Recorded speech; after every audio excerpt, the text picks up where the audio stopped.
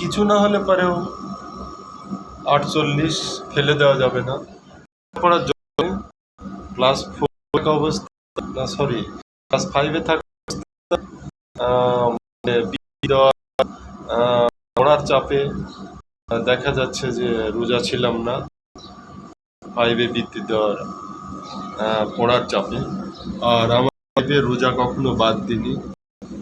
আজ থেকে 7 বছর 12টার দেখা যাচ্ছে পানি বা একটু অন্য কিছু দিয়ে রোজার নিয়াত করতাম। আজ 2025 রমজানের আজকে শেষ রোজা।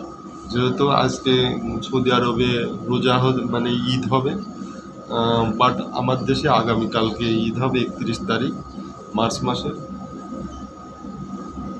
না খেয়ে রোজা রাখার প্রসঙ্গে কথাটা না বললেই নয়, কেমন যেন শরীরে বল পাচ্ছে না। এমনি হলো আমার লো প্রেশার, 2 দিন হলো অসুস্থ। খেলে পারে প্রেশার কন্ট্রোলে থাকে এবং শরীরে দুর্বলতাও দূর হয়ে যায়। একটু ভালো খেতে হবে, লো প্রেশার তো। আচ্ছা, যাই হোক, সব কিছু আগ্রহ, আল্লাহ তাআলার মেহেরবানি, ইচ্ছা শক্তি, নবীর সময় দিন বছরগুলা অনুসরণ করেন। আর একটা বছর বাঁচবো কিনা জানি না, যেহেতু আমার বয়স 48-এর ঘরে চলে, অস্বীকার করতে পারবো না যেটাই বাস্তব। জীবনে অনেক ত্যাগ স্বীকার করেছি, অনেক কিছু হারিয়েছি। মালিকানা চাকরিতে শুধুমাত্র ঈদের সময়, রমজানের বা রোজার সৌজন্যে বেশিরভাগ সময় বসুন্ধরাতে সময়গুলো পার করেছি, খুব ভালো। এখানে আসলাম, 2 শিফটে ডিউটি হয়। ইফতারি পরে দেখা যাচ্ছে বা আগে অনেক ওয়ার্ক, মানে আসলে সঠিক মতো একটু পানিও খেতে পারতাম না। আচ্ছা, যাই হোক, আসলে অবস্থা ভালো না, না খেয়ে রোজা আছি। অনেক জমিদার, ভালো মানুষ, অনেক অর্থবিত্ত আল্লাহ তাআলা দিয়েছে, দেখি চোখের সামনে কত সুস্থ মানুষ, আমার চেয়ে অনেক সুস্থ, আমার আসার মারতে পারবে তুলি, তারা রোজা রাখে না। আল্লাহ তাদের মনে অনেক অর্থ সম্পদ দিয়েছে। আমার অর্থ সম্পদ না দিলে আমার ইচ্ছা শক্তি বেশি। বাট ভার্সিটি ডিগ্রি নিয়ে এসছি, বাট দেখা যাচ্ছে মালিকানা জব করি পর্যায়ক্রমে। আরও ব্যাকগ্রাউন্ড, আমার ডিপ্লোমা ইঞ্জিনিয়ার করা, বিএসসি কমপ্লিট করিনি, বিবিএ কমপ্লিট আছে। বাট এর সঙ্গে দেখা যাচ্ছে বিএসসি ইঞ্জিনিয়ারিংয়ে ভর্তি ছিলাম এবং এমবিএতে ভর্তি ছিলাম,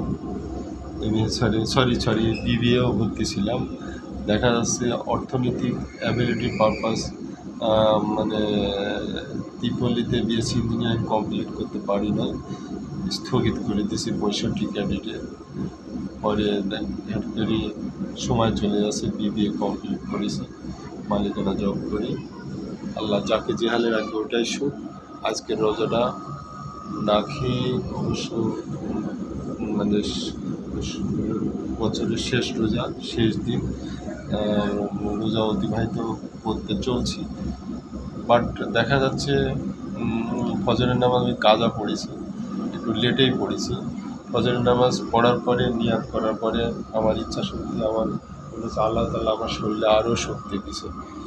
এটাই আল্লাহর নিয়ামত। আল্লাহ খুদাকে বিশ্বাস করুন, নবীর দিন, সময়, মাসগুলা অনুসরণ করুন, আপনার সামনে কোনো বাধা আসবে না। আল্লাহর কালামে যারা ব্যস্ত থাকে তাদের জীবনে অনেক বাধা আসে, এটাই বাস্তব। বসুন্ধরাতেও দেখছি অনেকবার বাধা এসছে, ওয়াজ মাহফিলে যাওয়ার পারপাস। তারপর এজিসি স্পিনিং মিলে একটা মেয়েলা, এখানে কাজ করেছি, এখানেও আল্লাহর কাজের জন্য অনেক বাধা এসছে।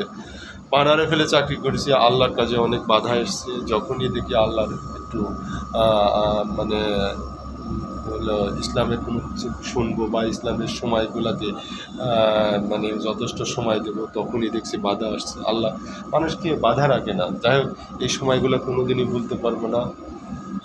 মফিজ ছিল, মফিজ বয়রা মফিজ কানা, তারেক মনোয়ারের মাহফিলে যাওয়ার জন্য আমার অ্যাবসেন্ট করাচ্ছিল, অ্যাডমিন ছাড়া মানে যেভাবে অ্যাবসেন্ট করায়নি।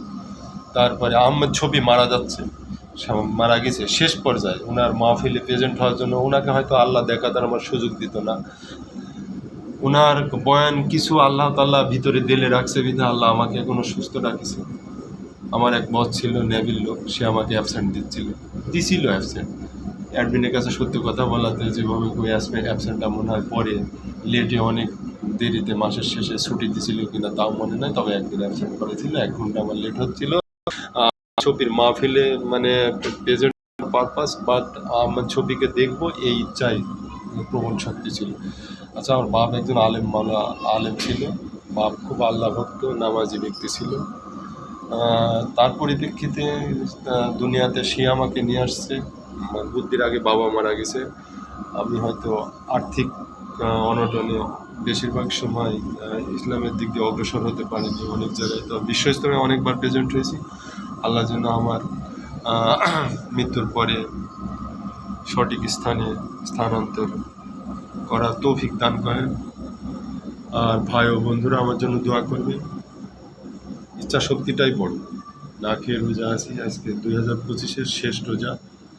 যেহেতু আজকে সৌদি আরবে ঈদ হয়েছে, আগামীকালকে আমাদের বাংলাদেশে ঈদুল ফিতর। আল্লাহ হাফেজ, আসসালামু আলাইকুম। দোয়া করবেন আমার জন্য।